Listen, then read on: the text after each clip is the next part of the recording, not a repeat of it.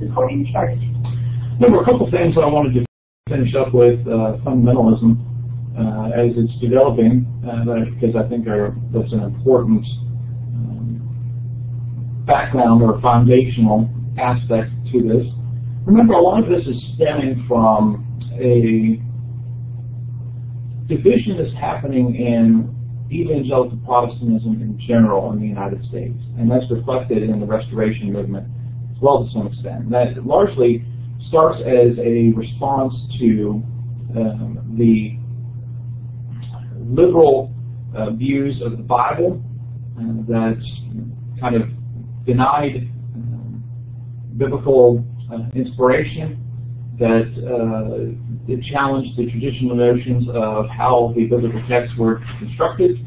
And so you have that on one hand, and then the rise of Darwin and Darwinian science. On the other hand, those two things kind of working together led to some people accepting that, some people rejecting that. We talked in the 19th century about some of that. We're seeing now the 20th century this kind of conservative response to that, an attempt to try to reassert the traditional views of the Bible's inspiration. Particularly, a lot of it focused on issues related to Genesis and the origins of human beings, because essentially what you have in the late 19th century is a two-pronged attack on Genesis. On one hand, you have the questions about the authorship of the book, challenging the traditional notion that Moses was responsible for Genesis through Deuteronomy, claiming that they were a composition of time, as well as claiming that they were influenced by other ancient Near East texts, particularly Babylonian epics. And then, of course, you have the challenge of Darwin on Genesis and the historicity of particularly those first 11 chapters. And so a lot of the focus from these conservatives that will become fundamentalists was on attempting to rehabilitate the biblical view, largely because that had been the focus. And so we were looking at how fundamentalism here is developing, and specifically thinking about fundamentalism in the context of a 20th century American Christian, American conservative Protestant movement.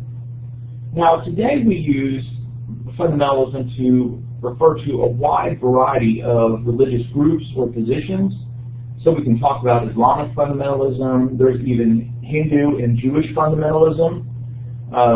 Probably in some respects you could even point to Buddhist fundamentalism. But then, of course, you have fundamentalism as a term being applied in politics and other spheres outside the religious. But it's important to see here that fundamentalism as a term starts out as a term referring to 20th century American conservative Protestantism. So that's an important distinction here, that it is a Christian term that eventually gets used more broadly, and largely because there's a lot of similarity between fundamentalist types of groups and how they see the world and how they see sources of authority. So it makes sense that fundamentalism would be a term that would be used.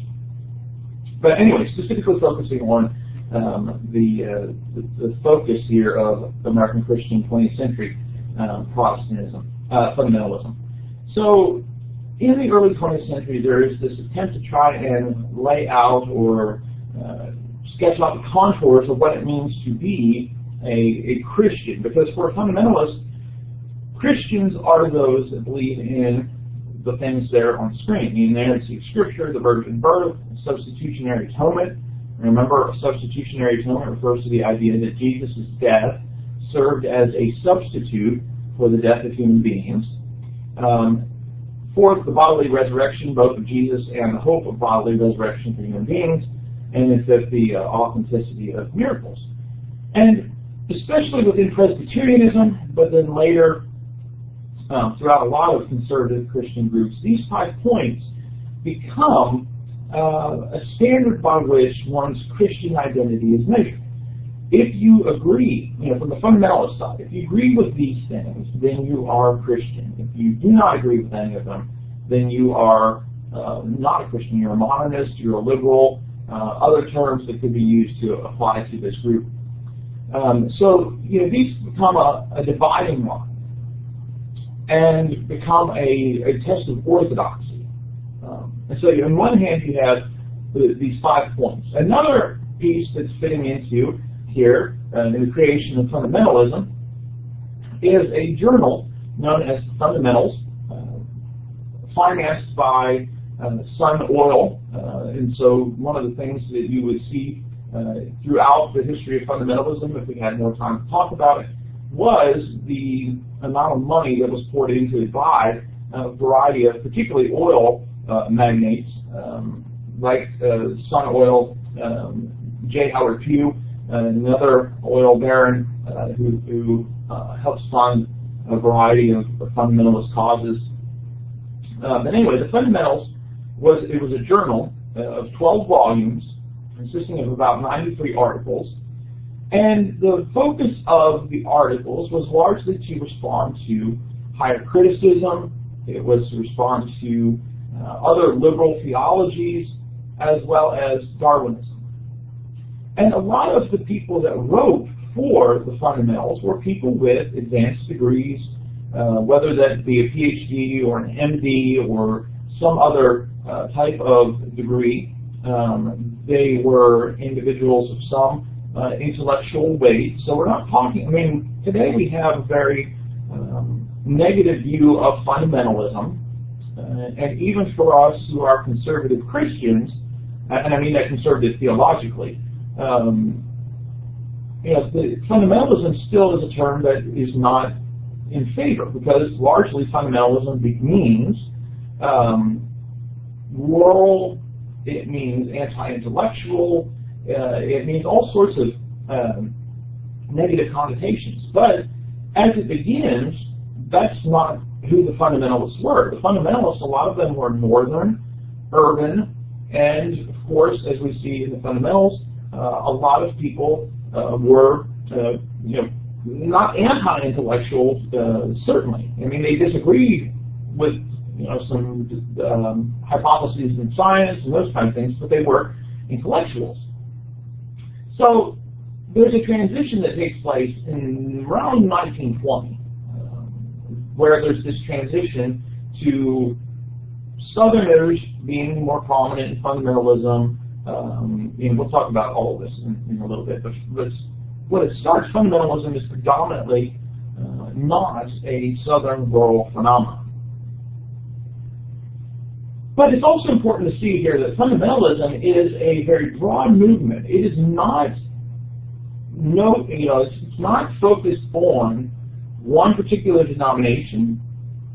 It is not developing as a separate denomination. Now later there will be fundamentalist denominations that kind of divide off here. But as fundamentalism starts, it starts within these religious groups and these religious churches. And in many respects, that's important to see because there's this struggle that takes place. Same kind of thing that we saw, or we will see in Restoration movement, of when you have these two opposing forces, this modernist liberal force, this conservative traditionalist force, they are struggling for the institutions.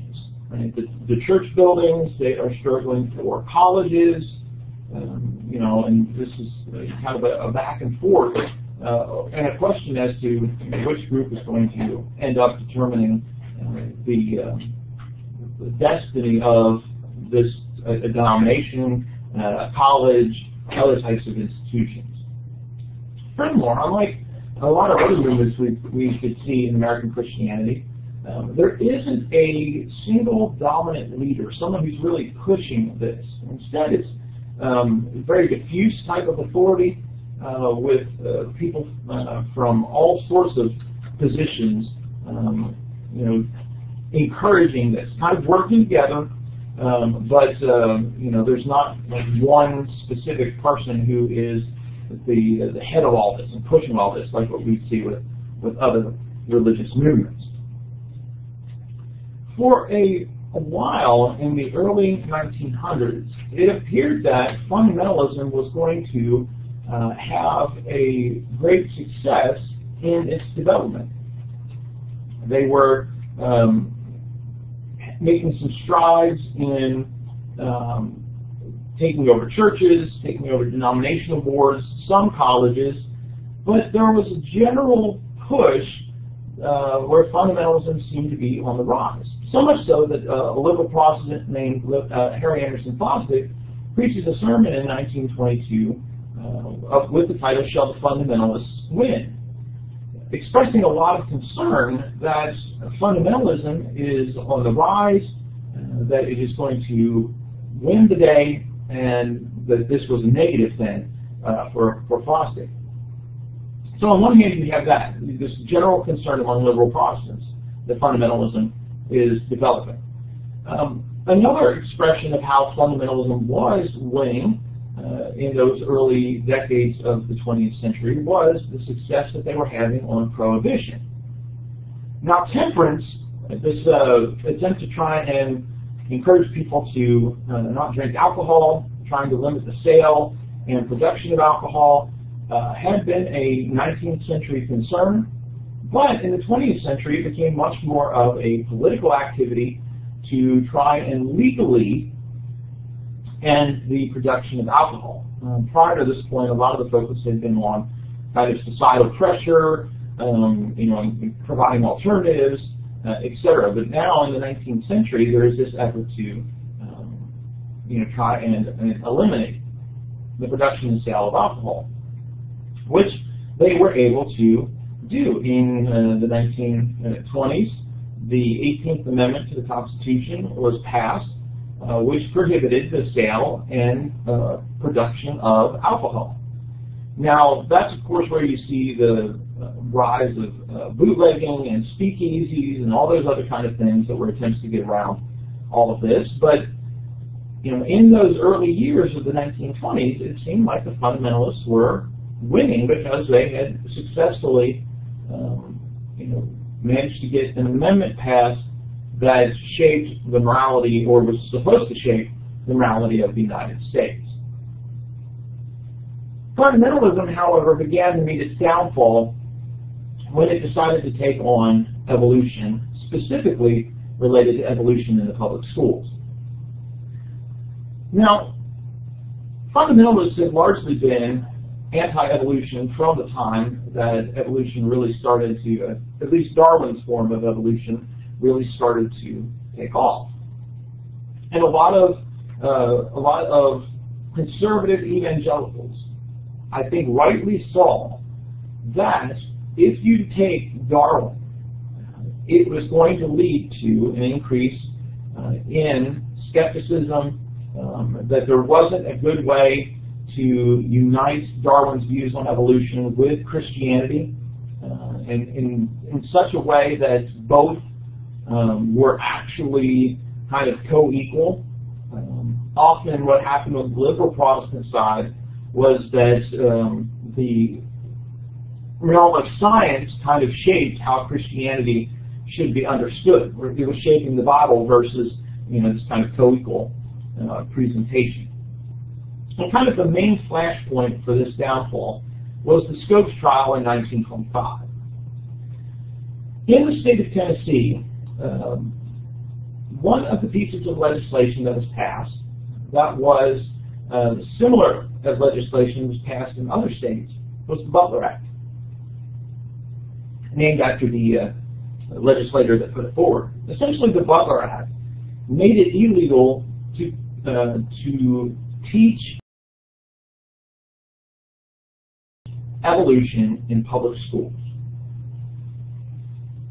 Well, once that was put forward, the ACLU and other organizations, other people, looked for ways to challenge that law in Tennessee and overturn it.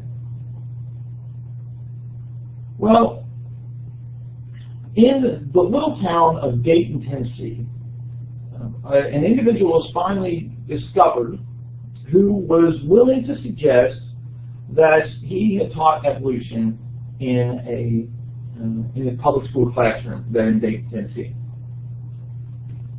The ACLU essentially had promised that they were going to help anybody that was willing to admit that they broke the Butler Act. Now, it's really unclear what happened, but this man, John Scopes, put himself forward as the test case in all of this. Scopes was the football coach, but he sometimes substituted as a teacher in biology. So, first of all, he's not the regular biology teacher. Additionally, there is a question of whether he actually ever taught evolution in public schools, or simply in the Dayton school, or simply provided some handouts or some classroom materials that talk about evolution. So it's unclear exactly what Scopes had done to break the Butler Act, but that wasn't the point. The point was he was willing to, claim that he had, and that was good enough. Well, this tiny little town suddenly became the focal point of a lot of attention in the 20th century United States. At one point, the ACLU and some of Scopes' friends, who were lawyers in Dayton, tried to get H.G. Wells, the science fiction author, he's more known for science fiction, he was also a lawyer. They tried to get him to come down and defend Scopes. He was unable to do so, and so they got a man named Clarence Darrow. Darrow was well known in the United States because he was an agnostic, but he was also well known for a trial that he had participated in of two teenagers named Leopold and Loeb, who had they were accused of murdering a 14-year-old boy. And essentially, they had confessed to the crime, but Darrow argued that there was a mental disease or mental disorder that both of these teenagers suffered from. It's kind of the first time that that's really offered as a defense. And so they ended up being sentenced to life in prison as opposed to receiving the death penalty. Darrow had been involved in a wide variety of other causes as well, labor unions, other types of things. Evidently, though, was very hard to work with, and so there wasn't, once he kind of signed on board, there wasn't a lot of other interest of people trying to help him. So on the defense side, Clarence Darrow served as the defense attorney for Scopes. On the prosecuting side, eventually a man named William Jennings Bryan came to the head as the lead prosecutor in this. Bryan was a very well-known politician. He had served as Secretary of State under Woodrow Wilson. He had tried 3 times to be nominated as the Democratic presidential candidate. He was unsuccessful in all 3 elections. But he was also well known as a fundamentalist who had gone all over the country speaking on fundamentalism, other types of things. So you have these 2 very well-known lawyers, this case about evolution, and it really was the trial of the century. Media came from all over the place to sit in on the trial, listen to the trial, report back. People crowded around on the grounds. It was a circus, really. That was all a part of this. Ultimately, Scopes was found guilty, and he was fined $100. However, that was later overturned on appeal because of a technicality. Scopes had been tried simply before a judge and not a jury. And according to Tennessee law, no fine over $50 could be assigned without a jury trial. And so the judge, by assigning a $100 fine, had actually, set up a case for appeal. So eventually Scopes won on appeal. A lot of the focus of Darrow's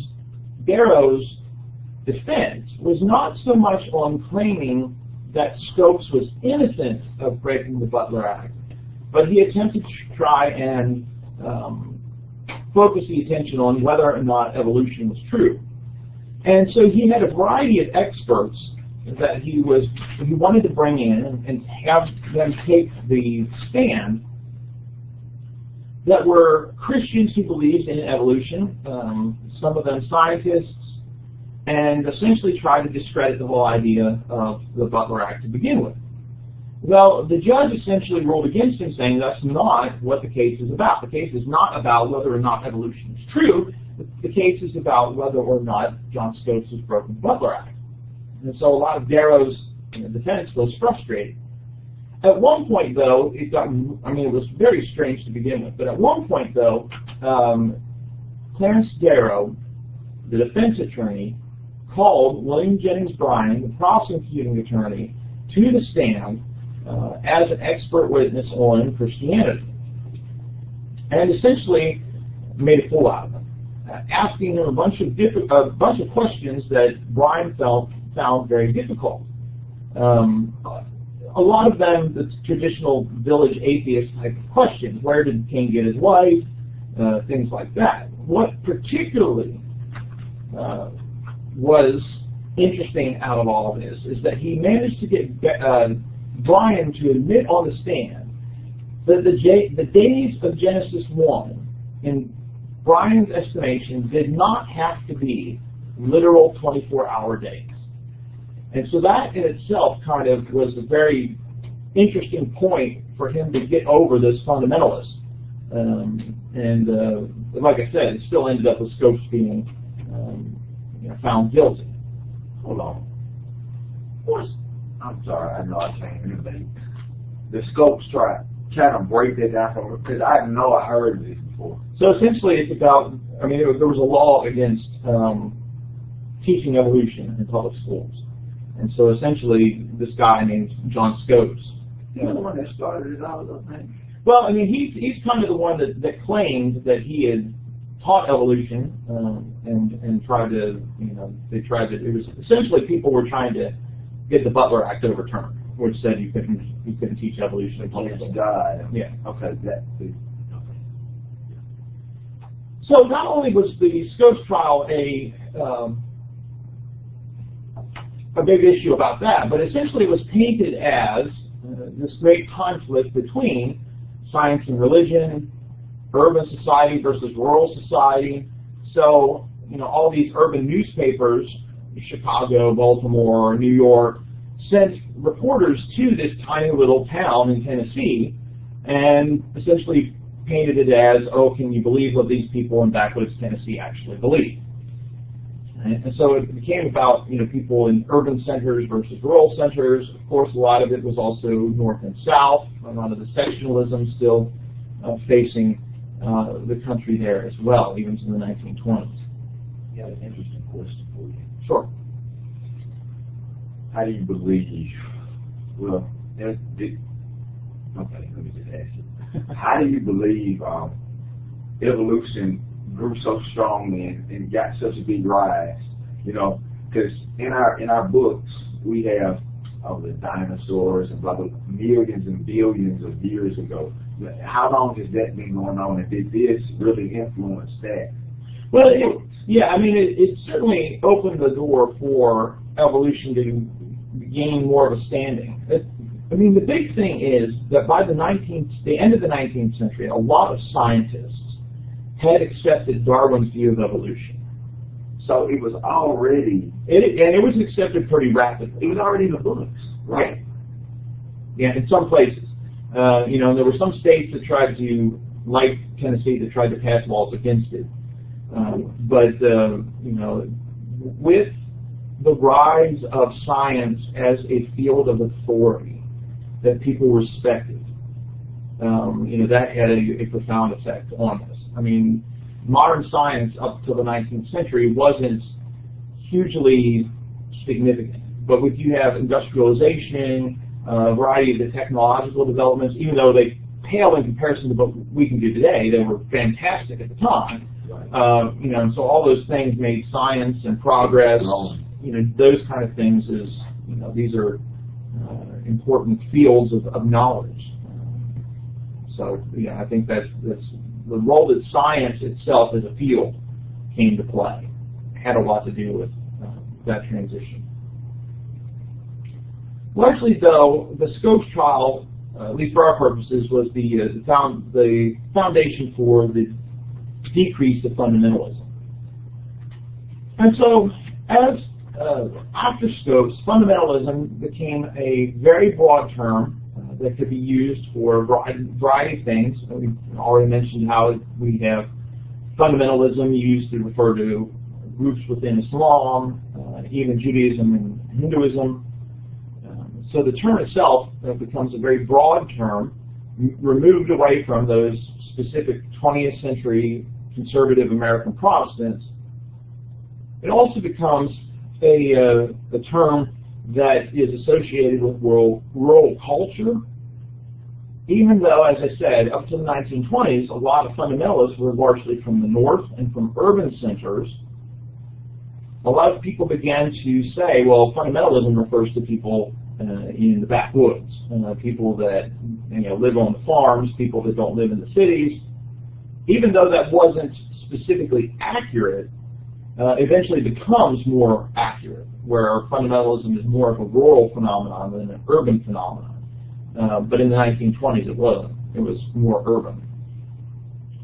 Fundamentalism becomes equated with anti-intellectualism.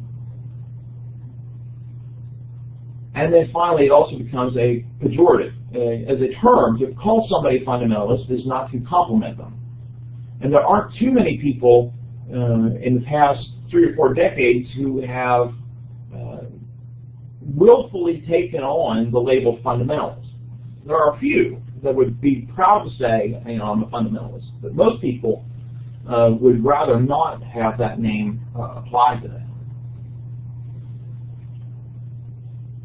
Well, because of all of these things taking place out of the Scopes trial, fundamentalism, which had been so particularly interested in trying to shape American culture, largely begins to retreat from American culture.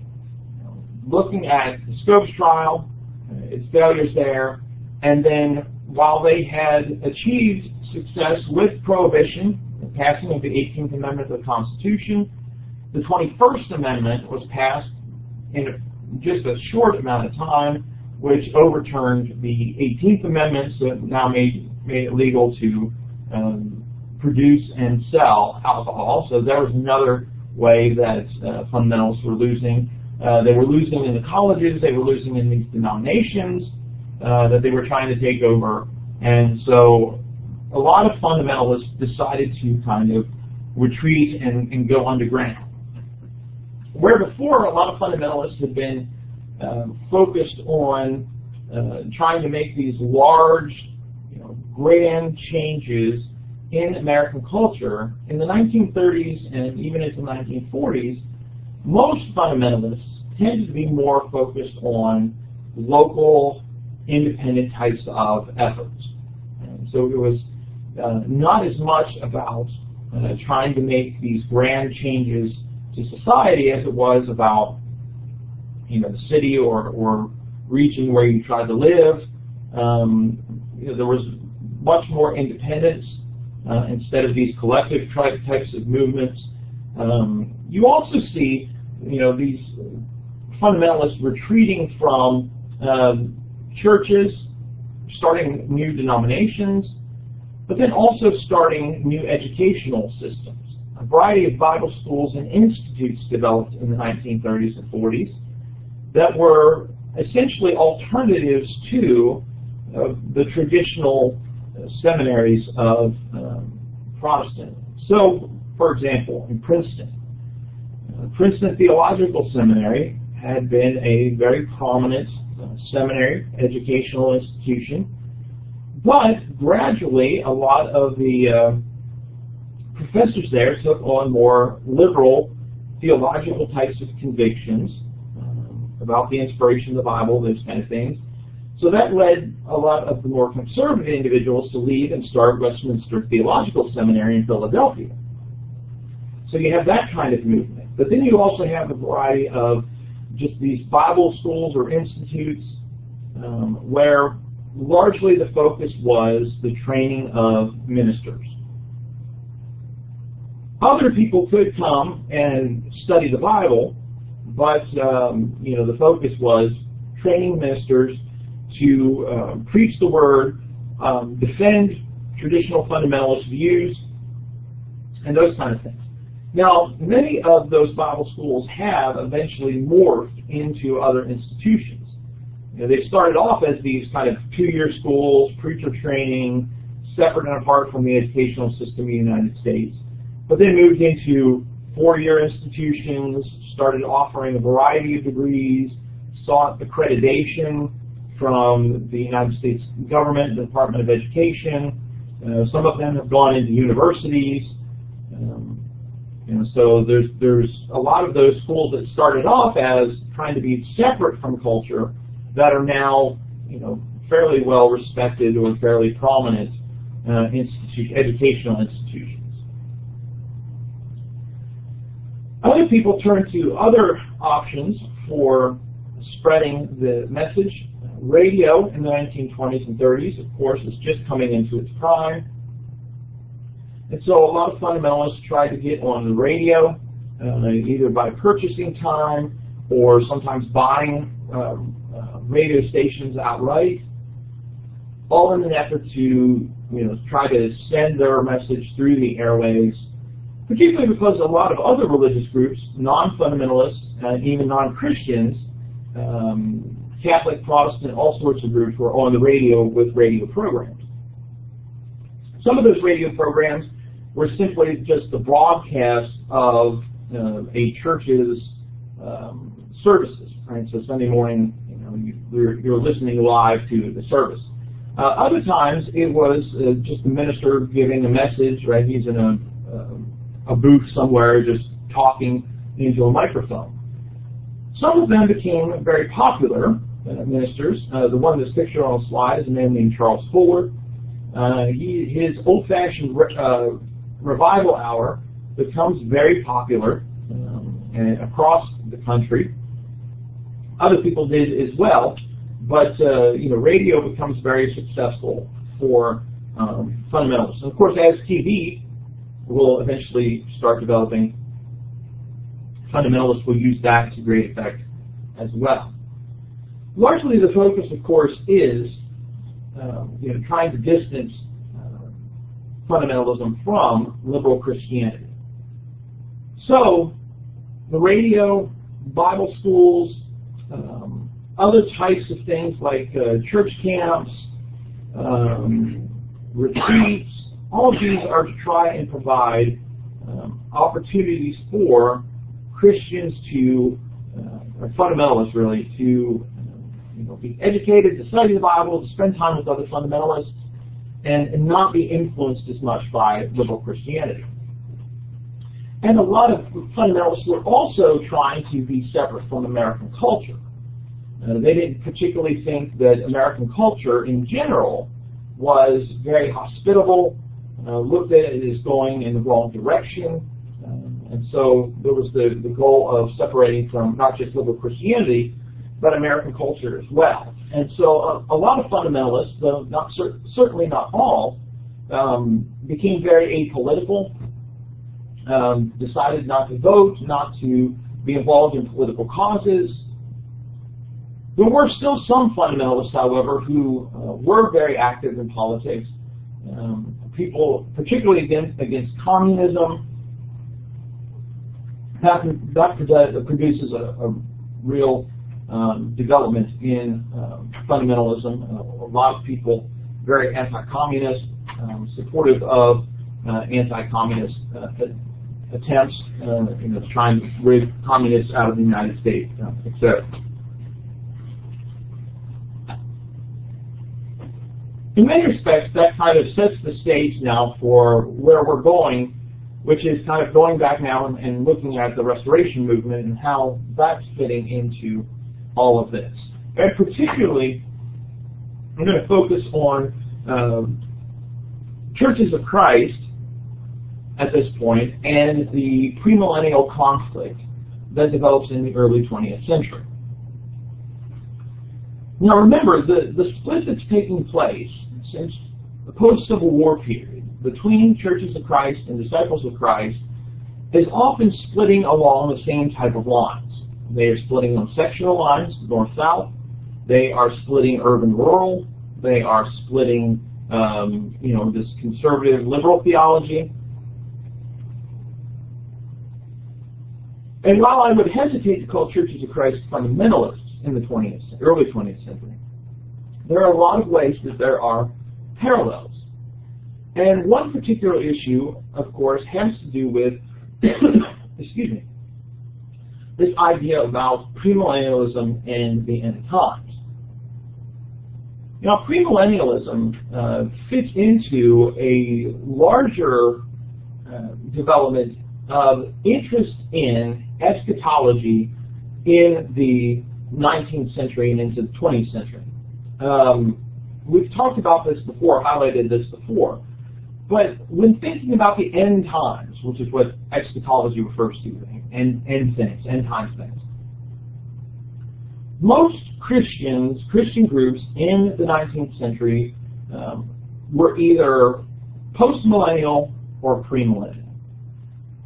Remember, the post-millennial largely had an optimistic view of human society, that society is going to get better and better through human effort, and so you have post-millennialists creating all these institutions, reform groups, societies, all with the hope that they're going to reform society to the point where the kingdom of God is going to arrive, and after 1,000 years or after the millennium, Jesus is going to return. So Jesus' return would be post-millennium, or after the millennium. And Alexander Campbell was one of those who was post-millennial. And often, for Campbell, the main thing that he believed was going to bring about the millennium was the restoration of ancient Christianity, the restoration of the ancient order of things. And so that was his predominant focus. A lot of other people were premillennial, meaning that they believed that Jesus was going to return before the millennium, so pre-millennial. Largely, these people tended to be more pessimistic about human nature, believing that ultimately, while some strides could be made, human society was not going to radically change, radically get better until Jesus is returned.